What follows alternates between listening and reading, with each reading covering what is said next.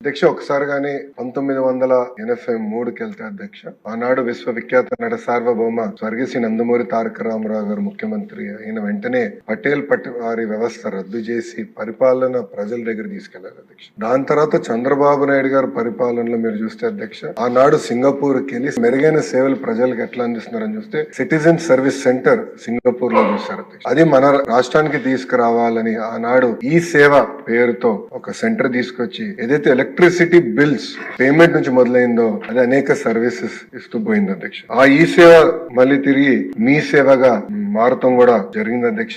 ఆ తరుణంలో కూడా చంద్రబాబు నాయుడు గారు ఎప్పుడు ప్రజల వద్దకు పాలన, ప్రజల దగ్గరికి వెళ్ళాలి, ప్రజల సమస్యలు తెలుసుకోండి అని పదే పదే ఆనాడు గౌరవ సభ్యులందరికీ చెప్పినట్లు నేను తెలుసుకున్నాను అధ్యక్ష. అధ్యక్ష చాలా మంది రోజు స్టాన్ఫర్డ్ గురించి చెప్పారు అధ్యక్ష. నేను బలంగా నమ్మేది ఎంబీఏస్ ఫర్ ఇండియా, బట్ పాదయాత్ర భారత్ కోసం చాలా చాలా అవసరం అధ్యక్ష. ఎందుకంటే ఎంబీఏ ద్వారా టెక్నాలజీ నేను తెలుసుకున్నా గానీ ప్రజలు ఎదుర్కొన్న సమస్యలు నేను నేరుగా పాదయాత్ర ద్వారా తెలుసుకున్నాను అధ్యక్ష. అధ్యక్ష ఇక్కడ ఉన్న చాలా మంది గౌరవ సభ్యులు నాతో నడిచారు అధ్యక్ష. కొంతమంది నా స్పీడ్ అందుకున్నారు, కొంతమంది నాకన్నా స్పీడ్ గా నడిచారు, కొంతమంది నాకన్నా స్లోగా నడిచారు. బట్ అందరిని నడిపించాను అధ్యక్ష.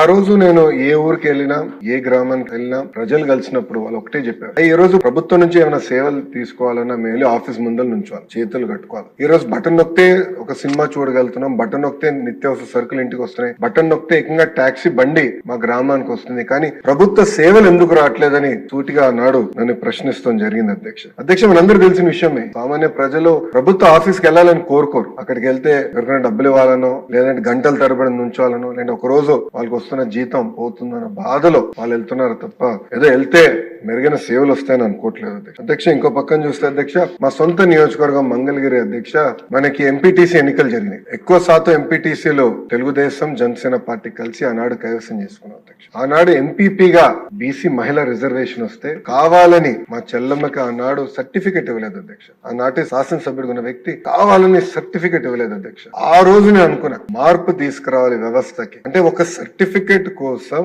ఎలా హింసిస్తున్నారు, ఎలా వేధిస్తున్నారు నేరుగా నేను ఆనాడు తెలుసుకున్నాను అధ్యక్ష. అక్కడి నుంచి మొదలైంది ఈ ఆలోచన అధ్యక్ష. అధ్యక్ష మీరు కూడా మొన్న చెప్పారు మంచి విద్య అందించాలి, డబ్బులు ధనవంతులకి, పేద కుటుంబాల పిల్లలకి నాణ్యమైన విద్య అంటే ఈక్వల్ గా ఉండాలి విద్య అని మీరు చెప్పారు. అది ప్రభుత్వం అందిస్తున్న సేవ అంటే సర్వీసెస్ లో కూడా అదే విధానం కొనసాగించాలి, నడిపించాల్సిన అవసరం ప్రభుత్వం పైన చాలా చాలా ఉంది అధ్యక్ష. అధ్యక్ష నేను మంచి పరిపాలన అంటే ఏంటనే దానిపైన చాలా ఆలోచించాను అధ్యక్ష. అప్పుడు నాకు అర్థమైంది ఏంటంటే విజిబుల్ గవర్నెన్స్, ఇన్విజిబుల్ గవర్నమెంట్. అంటే ప్రభుత్వం కంపడకూడదు కానీ పరిపాలన కంపడాలి. ఎక్కడ చూసినా పరిపాలన ప్రజల జోబులో ఉండాలనేది ఆనాడు ఆలోచించాను అధ్యక్ష. నేను బలంగా నమ్మేది ప్రజల రోజువారీ జీవితంలో ఒక పక్కన అధికారులు, ఇంకో పక్కన రాజకీయ నాయకులు ఉండకూడదు అధ్యక్ష. కరెంట్ బిల్లు మన పాత్ర ఏంటి, అంటే కాస్ట్ సర్టిఫికెట్ లో మన పాత్ర ఏంటి, బేసిక్ సర్వీసెస్ నేరుగా ప్రజలకి అందజేయాలి అన్న ఆలోచనతో మొదలైంది ఈ కార్యక్రమం అధ్యక్ష.